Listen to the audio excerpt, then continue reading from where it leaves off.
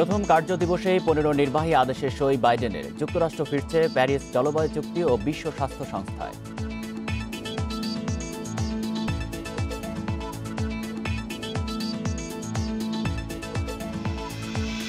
শপথ নিয়ে ঐক্যের ডাক দিলেন প্রেসিডেন্ট বাইডেন। যুক্তরাষ্ট্রের সাথে সম্পর্কের উন্নয়নের আশা বিশ্ব নেতাদের।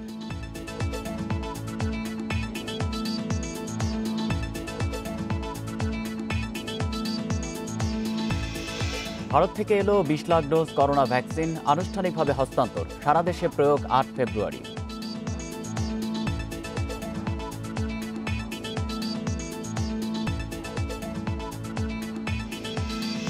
বিশ্বে করোনায় একদিনে প্রাণহানির নতুন রেকর্ড, মারা গেলেন 17,370 জন, শনাক্ত 6.5 লাখের বেশি।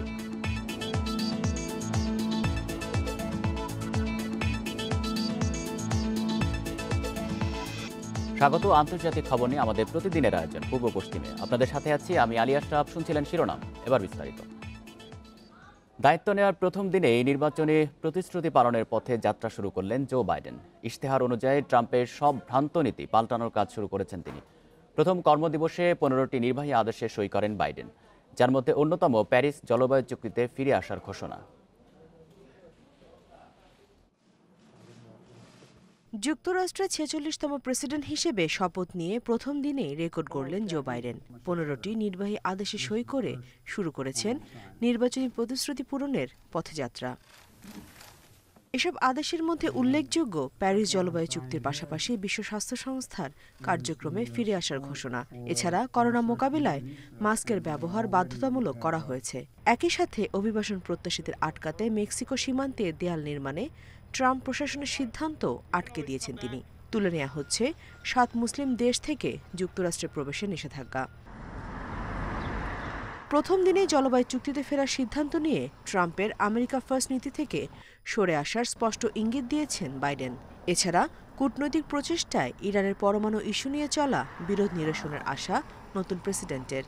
হোয়াইট হাউসের নতুন প্রেস সেক্রেটারি জানান, সংকট নিরসনে মিত্রদের পাশাপাশি ইরানের সাথেও আলোচনায় বসতে আগ্রহী যুক্তরাষ্ট্র। এর আগে বাইডেনের আমলে যুক্তরাষ্ট্র পরমাণু চুক্তি বাস্তবায়নের উদ্যোগ নিলে আপত্তি নেই বলে জানান ইরানের প্রেসিডেন্ট হাসান রুহানি। এদিকে প্রথম কার্য দিবসে নতুন সিনেটরদের শপথ পাঠ করান যুক্তরাষ্ট্রের ইতিহাসের প্রথম নারী ভাইস প্রেসিডেন্ট কমলা হ্যারিস। শপথ নেন নতুন 3 সিনেটর। এর মাধ্যমে মার্কিন কংগ্রেসের উচ্চকক্ষ সিনেটের দখল পেল ডেমোক্র্যাটরা।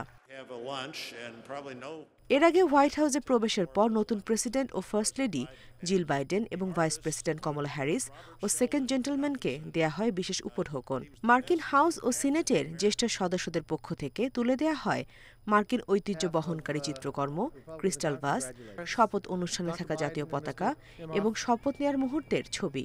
আয়োজন ছিল বিশেষ উৎসবেরও। Nusrat Serin, Independent News. শপথ নিয়ে ঐক্যের ডাক দিয়েছেন মার্কিন প্রেসিডেন্ট জো বাইডেন। ক্যাপিটল হিলে দেয়া ভাষণের শুরুতেই তিনি বলেন, আজ আমেরিকার দিন, গণতন্ত্রের দিন। এছাড়া জাতিকে বিভক্তকারী শক্তির বিরুদ্ধে যুদ্ধ চলছে, এখনও চূড়ান্ত জয় আসেনি বলেও মন্তব্য তার।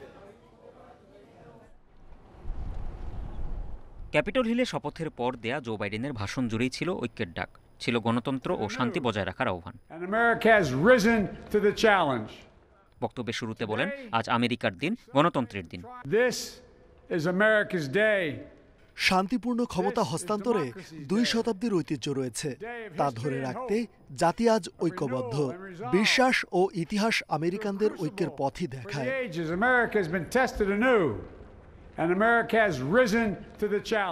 সহিংসতার কথা সামনে এনে তিনি বলেন, সে ঘটনা ক্যাপিটলের ভিত্তি নাড়িয়ে দিয়েছে। বর্ণবাদ ও করোনা মহামারীর মতো চ্যালেঞ্জ মোকাবেলা করতে হবে জানিয়ে সব বাধা অতিক্রমে দৃঢ় সংকল্পের কথা আবারও সামনে আনেন তিনি।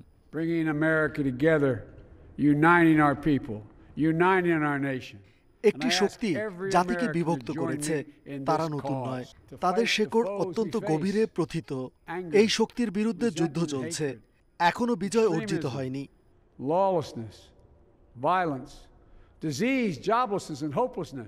কমলা হ্যারিস প্রসঙ্গে বাইডেন বলেন, 108 বছর আগে যুক্তরাষ্ট্রে নারীরা ভোটাধিকারের দাবিতে আন্দোলন শুরু করলে তাদেরকে দমনের চেষ্টা করা হয়েছে। আজ যুক্তরাষ্ট্রে প্রথম নারী ভাইস প্রেসিডেন্ট শপথ নিয়েছে। We can do great things, important বক্তব্যের things. শেষে করোনায় মৃত্যুবরণকারীদের স্মরণে কিছুক্ষণ নীরবে প্রার্থনা করেন president Biden. Can sound to some like a foolish fantasy. Kazi Shamim Hasan, independent news. এর আগে যুক্তরাষ্ট্রের ৪৬তম প্রেসিডেন্টের শপথ নেন বাইডেন। তার সঙ্গে প্রথম নারী ভাইস প্রেসিডেন্ট হিসেবে শপথ নেন কমলা হ্যারিস। তবে প্রথা ভেঙে এতে হাজির হননি ডোনাল্ড ট্রাম্প। ১২৭ বছরের পুরনো পারিবারিক বাইবেলের উপর হাত রেখে যুক্তরাষ্ট্রের ৪৬তম প্রেসিডেন্ট হিসেবে শপথ নিলেন জো বাইডেন। এ সময় তার পাশে ছিলেন স্ত্রী ও বর্তমান first lady Jill Biden. Robinette Biden Jr. do solemnly swear that I will faithfully execute that I will faithfully execute the office of President of the United States office of President of the United States and Joe will to বাইডেনকে the শপথ পাঠ protect করান and প্রধান defend বিচারপতি জন Roberts. Donald Trump উপস্থিত না থাকায় শপথ অনুষ্ঠানের আনুষ্ঠানিকতা পালন করেন ভাইস প্রেসিডেন্ট মাইক পেন্স।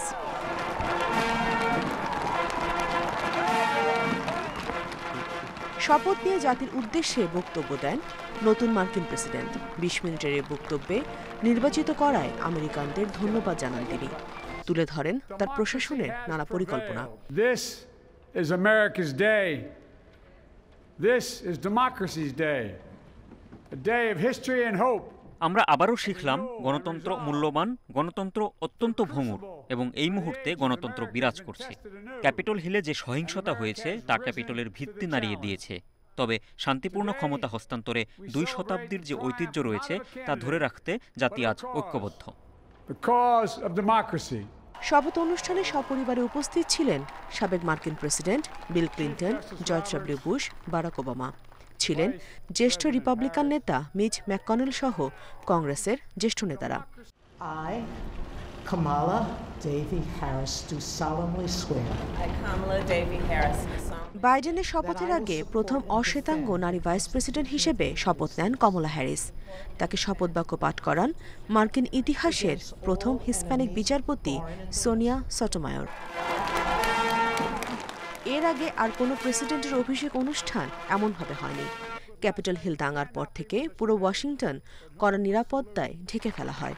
মোতায়েন করা হয় ন্যাশনাল গার্ডের ২৫,০০০ সদস্য। অন্যবার ২ লাখের বেশি টিকিট দেয়া হলেও এবার সে সংখ্যা নেমে এসেছে ১,০০০-এ। অনাড়ম্বর হলেও বাইডেনের শপথ অনুষ্ঠানকে স্মরণীয় করে রাখতে চেষ্টার কমতি ছিল না। উপস্থিত ছিলেন লেডি গাগা, জেনিফার লোপেজ, বন জোভি, জাস্টিন টিম্বারলেক সহ জনপ্রিয় মার্কিন তারকারা। Nusrat Serin, Independent News. যুক্তরাষ্ট্রের নতুন প্রেসিডেন্ট ও ভাইস প্রেসিডেন্টকে স্বাগত জানিয়েছেন বিশ্ব নেতারা। বাইডেনের শাসনামলে যুক্তরাষ্ট্রের সঙ্গে সম্পর্কের উন্নয়নের আশা করছেন তারা। ট্রাম্পের আমেরিকা ফার্স্ট নীতির কারণে এই ৪ বছর মিত্রদের সঙ্গে যে টানাপোড়েন ছিল, বাইডেনের আমলে তা ঘুচবে বলে মত তাদের। জো বাইডেনের আগমন নাকি ডোনাল্ড ট্রাম্পের বিদায়, কোনটা বেশি স্বস্তিদায়ক তা হয়তো এই মুহূর্তে বলা কঠিন বিশ্ব নেতাদের। তবে খুশি যে কারণেই হোক, নতুন মার্কিন প্রেসিডেন্টকে অভিনন্দন জানাতে ভোলেননি বিভিন্ন দেশের সরকার প্রধান। কেউ ফেলেছেন স্বস্তির নিঃশ্বাস, কেউ আবার দ্বিপাক্ষিক সম্পর্কে সুসময় ফেরার সম্ভাবনা নিয়ে উচ্ছ্বসিত। ব্রিটিশ পার্লামেন্টে দেয়া ভাষণে জো বাইডেন ও কমলা হ্যারিসকে অভিনন্দন জানিয়েছেন যুক্তরাজ্যের প্রধানমন্ত্রী বরিস জনসন। পাশাপাশি ভবিষ্যতে বিভিন্ন গুরুত্বপূর্ণ ইস্যুতে একসাথে কাজ করার অঙ্গীকার করেন বরিস। আমি এবং সংসদের সবাই নতুন মার্কিন প্রেসিডেন্টকে অভিনন্দন জানাতে চাই। নির্বাচনের সময়ই আমি তার প্রশাসনের সাথে একসঙ্গে কাজ করার ইচ্ছা প্রকাশ করেছি। মহামারী, জলবায়ু পরিবর্তন সহ নানা ইস্যুতে আমরা কাঁধে কাঁধ মিলিয়ে কাজ করব। জো বাইডেনের জয়ে সবচেয়ে বেশি খুশি জার্মানির। এর অন্যতম কারণ ট্রাম্পের শাসনামলে 2 দেশের বিরোধ। জার্মানির পাশাপাশি নতুন মার্কিন প্রশাসনকে শুভেচ্ছা জানিয়েছে অস্ট্রেলিয়াও। যুক্তরাষ্ট্রের সঙ্গে অস্ট্রেলিয়ার সুসম্পর্ক দীর্ঘদিনের। আশা করছি বাইডেনের আমলে এই সম্পর্ক আরও দৃঢ় হবে। G20, G7-এর মতো অনেক গুরুত্বপূর্ণ জোটে আমরা একসাথে আছি। বিভিন্ন বৈশ্বিক ইস্যুতেও আমরা একসঙ্গে কাজ করার আশা করছি। বাইডেন কমলাকে অভিনন্দন জানাতে ভোলেনি ফ্রান্স। নতুন প্রশাসনের হাত ধরে যুক্তরাষ্ট্রের সাথে আরও শক্তিশালী সম্পর্ক গড়ে তোলার আশা ফরাসি সরকারের। বাইডেনের শপথ গ্রহণে স্বস্তির বাতাস ইউরোপীয় ইউনিয়নে। তবে খুব বেশি খুশি হতে পারছে না যুক্তরাষ্ট্রের দীর্ঘদিনের প্রতিপক্ষ রাশিয়া।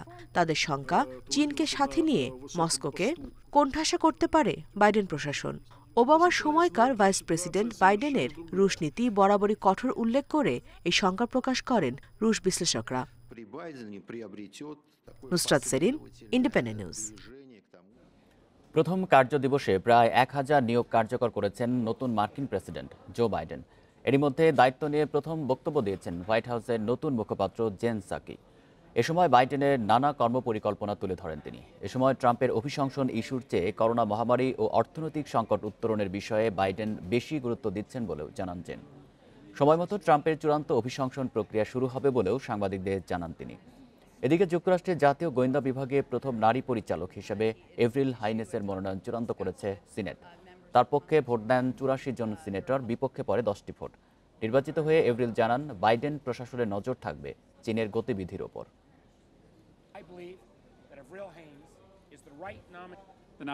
এয়ার ইন্ডিয়ার বিশেষ ফ্লাইটে ভারতের দেয়া উপহার 20 লাখ ডোজ করোনার টিকা বাংলাদেশের কাছে আনুষ্ঠানিকভাবে হস্তান্তর করা হয়েছে। দুপুর 1টার দিকে রাষ্ট্রীয় অতিথি ভবন পদ্মায় পররাষ্ট্রমন্ত্রী একে আব্দুল মোমেন ও স্বাস্থ্যমন্ত্রী জাহিদ মালেকের কাছে বাংলাদেশে নিযুক্ত ভারতের হাই কমিশনার বিক্রম দোরাইস্বামী এসব টিকা হস্তান্তর করেন। এর আগে বেলা 11টা 20 দিকে ভারতের মুম্বাই থেকে বিশেষ ফ্লাইটটি হজরত শাহজালাল আন্তর্জাতিক বিমানবন্দরে পৌঁছায়। বুধবার প্রধানমন্ত্রীর কার্যালয়ে যৌথ সংবাদ সম্মেলনে জানানো হয়, প্রথম দফায় 60 লাখ মানুষ পাবেন টিকা। 25 বিশিষ্ট ব্যক্তিকে টিকা দেওয়া হবে 26 বা 27 জানুয়ারি। পরদিন ঢাকা মেডিকেল সহ 4টি হাসপাতালে সাধারণ মানুষকে পরীক্ষামূলকভাবে দেওয়া হবে। কোনো পার্শ্ব প্রতিক্রিয়া হয় কিনা পর্যবেক্ষণ করা হবে 7 দিন। প্রাথমিক পর্যায়ে ফল দেখে 8 ফেব্রুয়ারি থেকে ঢাকার বাইরে শুরু হবে টিকা প্রয়োগ।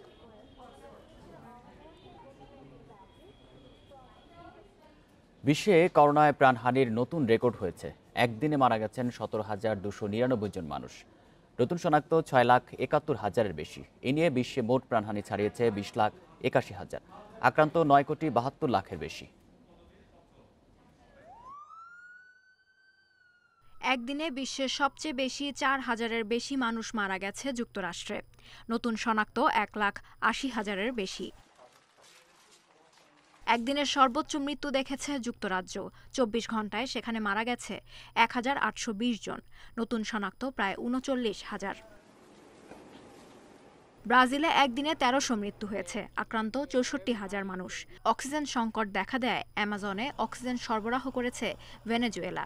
মেক্সিকোতে বৃহস্পতিবার 1,539 জনের মৃত্যু হয়েছে, যা দেশটিতে এ পর্যন্ত সর্বোচ্চ মৃত্যুর রেকর্ড।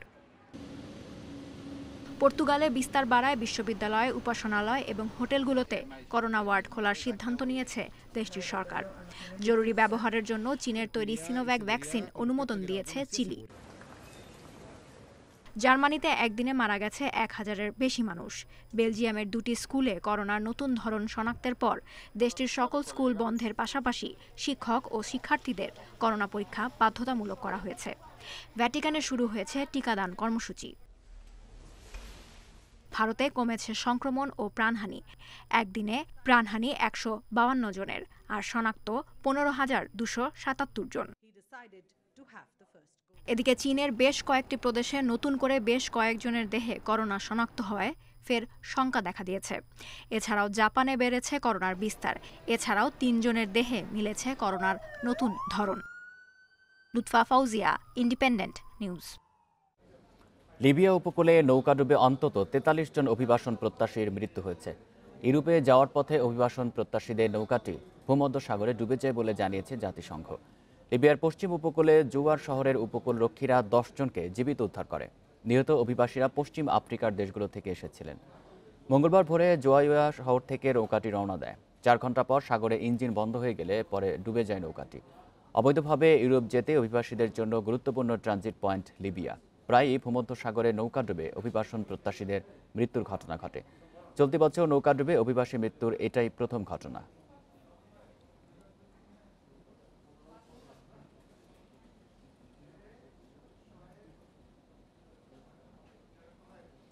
পূর্ব পশ্চিম শেষ করব, তার আগে শিরোনামগুলো জানিয়ে দেব আরও একবার। প্রথম কার্য দিবসেই 15 নির্বাহী আদেশে সই বাইডেনের। যুক্তরাষ্ট্র ফিরছে প্যারিস জলবায়ু চুক্তি ও বিশ্ব স্বাস্থ্য সংস্থায়।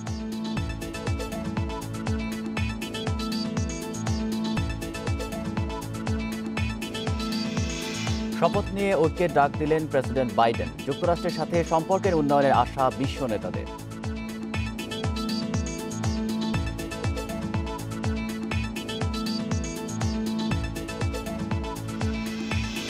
ভারত থেকে এলো 20 লাখ ডোজ করোনা ভ্যাকসিন, আনুষ্ঠানিকভাবে হস্তান্তর। সারা দেশে প্রয়োগ 8 ফেব্রুয়ারি।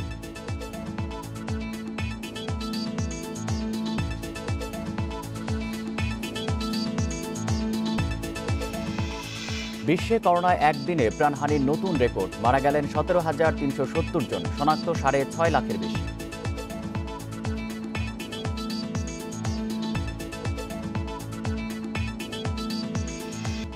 এই ছিল পূর্ব পশ্চিমে, ইন্ডিপেন্ডেন্ট টেলিভিশনের সব খবরের আরো বিস্তারিত জানতে চোখ রাখুন ফেসবুক, ইউটিউব এবং টুইটারে। ধন্যবাদ সবাইকে।